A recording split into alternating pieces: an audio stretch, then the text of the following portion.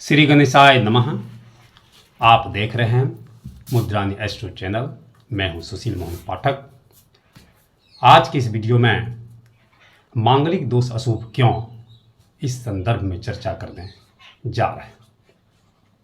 विवाह के पूर्व मांगलिक दोष की काफ़ी चर्चा होती है और इस दोष के संदर्भ में काफ़ी शंकाएं, भ्रांतियां एवं भय मन में व्याप्त हो जाता है। पुत्र या पुत्री के विवाह के पूर्व माता पिता अक्सर इस संदर्भ में चर्चा करते हैं और उनके मन में ऐसा होना स्वाभाविक है। सबसे पहले मांगलिक दोष को समझने के लिए समझें कि हम मंगल दोष है या नहीं है, मांगलिक है या नहीं है, इसको हम कैसे समझें। इसके लिए मैंने एक चार्ट लिया है, लग्न चार्ट है। तो इसमें देखा जाए ये लग्न है। लग्न हम पहला एक गिनते हैं, यहाँ से घर 1 2 3 4 5 6 7 8 9 10 11 12, इस तरह से 12 घर होते हैं। 12 घर में यहाँ पर हो सकता है एक मेष राशि से प्रारंभ हो, वृष से हो, मिथुन से, तो इस तरह से ये क्रमशः आगे बढ़ता है। तो लग्न में मंगल हो, चतुर्थ में मंगल हो, सप्तम में मंगल हो, अष्टम में मंगल हो या 12वें घर में मंगल रहने से मांगलिक दोष होता है। जातक की जन्म कुंडली में या जातिका के जन्म कुंडली में यदि इन्हीं भाव में से किसी भाव में, किसी घर में यदि मंगल स्थित हो तो मांगलिक दोष होता है। मुख्यतः लग्न कुंडली की प्रधानता होती है, इसमें देखना जरूरी है। इसके साथ चंद्र कुंडली भी देखा जाना चाहिए। तो ये तो होगी मंगल की बात है कि ठीक है, अगर इन स्थान में से कहीं भी मंगल है तो मांगलिक दोष है, मंगल दोष है। मंगल दोष के संदर्भ में कहा गया है कि विशेषकर इसके फल के बारे में श्लोक लिखा गया है, कन्या भर्तुर विनाशाय भर्ता कन्या विनाशक।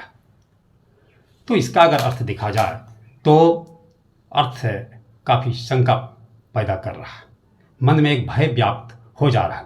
कन्या भर्तु को विनाश करता है और भर्ता कन्या का विनाशक है।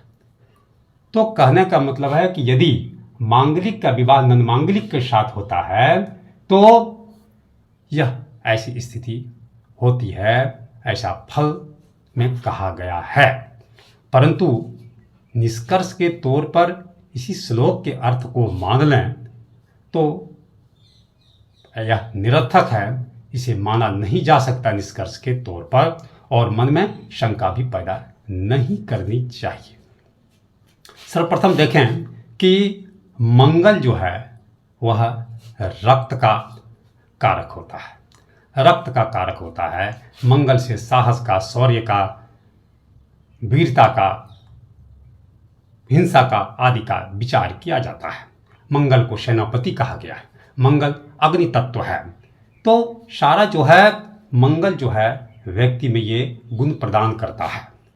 तो यदि जातक के जन्म कुंडली में मांगलिक दोष है तो स्वाभाविक रूप से ये गुण उसमें आ जाएगा। और जब ये गुण आएगा तो दूसरा जब मांगलिक है तो स्वाभाविक रूप से यह जो है इस अपने गुणों को प्रदर्शित करेगा और उन प्रदर्शित करेगा तो इसका प्रभाव जो है निश्चित रूप से दूसरे पर जो मांगलिक है उस पर पड़ेगा। स्वाभाविक रूप से जो है दाम्पत्य जीवन में कटुता आएगी, तनाव बढ़ेगा और उसके बाद वैचारिक मतभिन्नता बढ़ेगी। तो स्वाभाविक बात है कि दाम्पत्य जीवन में एक तरह से जो है खतरा पैदा करता है। तो कहने का मतलब कि वह दाम्पत्य जीवन में प्रेम को खत्म करता है, व्यक्ति को खत्म नहीं करता, किसी को खत्म नहीं करता।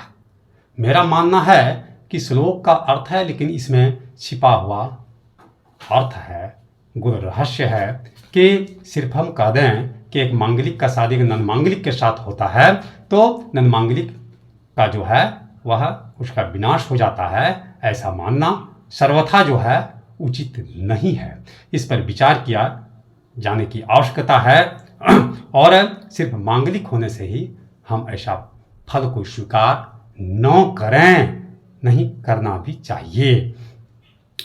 प्रायः ज्योतिष शास्त्र में कुछ ऐसे सूत्र हैं जिसका मैंने वीडियो भी बनाया है, मेरे चैनल पर जाके आप लोग देख सकते हैं कि बहुत सारी ऐसी स्थितियां बनती ग्रहों के जिसके कारण मांगलिक दोष स्वतः समाप्त हो जाता है, परिहार हो जाता है, इसका कोई प्रभाव नहीं पड़ता है।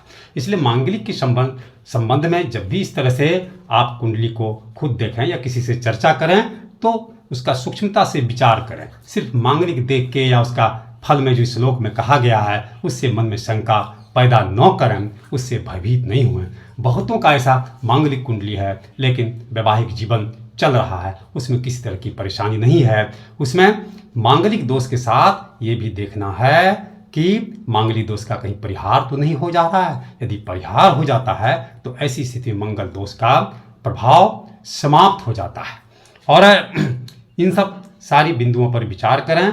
मांगलिक दोष को अशुभ इसीलिए माना जाता है कि श्लोक के जो अर्थ है, इसके जो फल है, उसमें इस तरह की बातें लिखी गई है और इससे लोग काफ़ी सशंकित हो जाते हैं, परेशान हो जाते हैं और माता पिता जो है अपने पुत्र या पुत्री के विवाह के पूर्व इस विषय पर गंभीरता से सोचते हैं। और सोचना भी चाहिए। हर कोई अपने पुत्र या पुत्री के विवाह, उसके दाम्पत्य जीवन की मंगल कामना करते हैं, तो स्वाभाविक ही है। यदि यह वीडियो आप सबों को अच्छा लगा हो तो इसे लाइक करें, कमेंट करें, शेयर करें एवं मेरे चैनल को सब्सक्राइब कर मुझे प्रोत्साहित करें।